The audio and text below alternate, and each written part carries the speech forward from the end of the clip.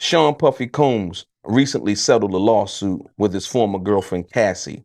In that lawsuit, uh, she said that one night she watched Sean Puffy Combs retrieve guns from a safe in his house because he had heard that Suge Knight was at Mel's Diner in Hollywood. Cassie said that Sean Puffy Combs wanted to go get at Suge.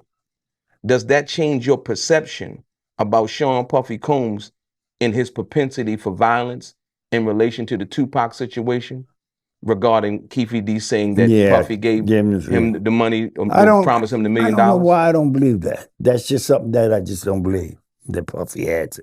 He might have wanted to, but I don't think he had the balls. To be honest with you. Now, I know he's done some low, and he's been in the news lately.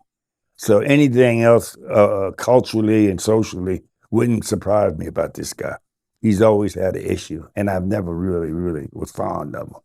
Beyond his issues with Tupac, the East Coast West Coast, I really never bought into that. It was man-made, industry produced to sell records. East Coast West Coast.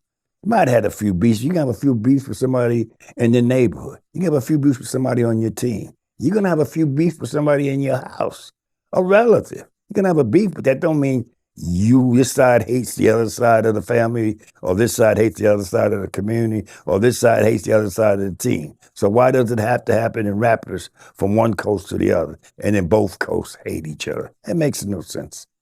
You ask the average rapper from the East Coast, they ain't no beef with the West Coast. Average rapper from the West Coast, they just follow the lead. Records were selling them. Records were selling, but the only one doing the talking, you didn't snooping them talking about the East Coast. You didn't hear none of them other people talking about the East Coast. All you heard was Death Row and Pac Right. and Puffy and that. And them other people didn't do no talking against Pac. All you heard was about Puffy and them. I don't know. Maybe they both was government. As you actually spawned another question with that. It's a fact that on the night that Biggie was killed, Keefe D had met with Sean Puffy Combs twice that day. I heard. It was once at a celebrity basketball game, and later on that night at the Peterson Automotive Museum, before Biggie was killed. And so with that,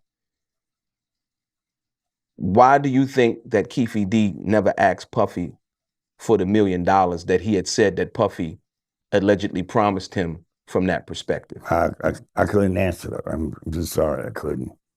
But you're getting into the mindset of some people who were not very stable. Let's be honest.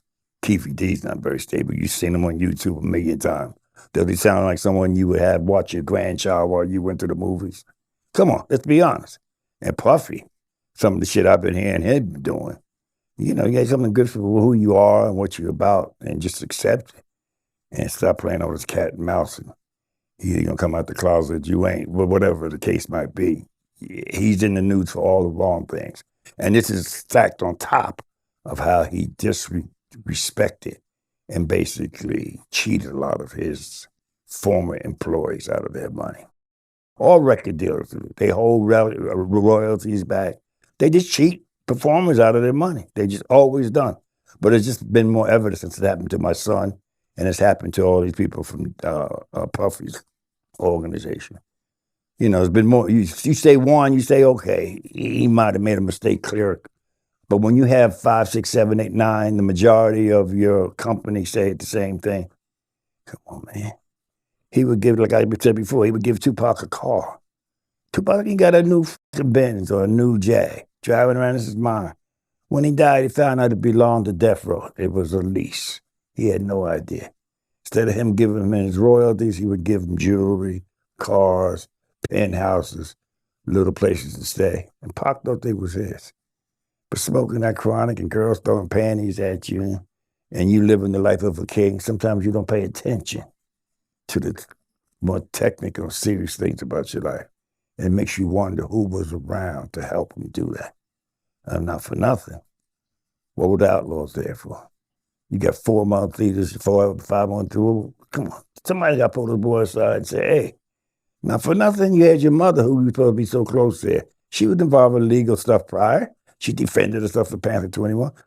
Why you ain't seek guidance from her about some of the financial situations? I mean, we know why now, because she really, unfortunately, had burned some bridges with him.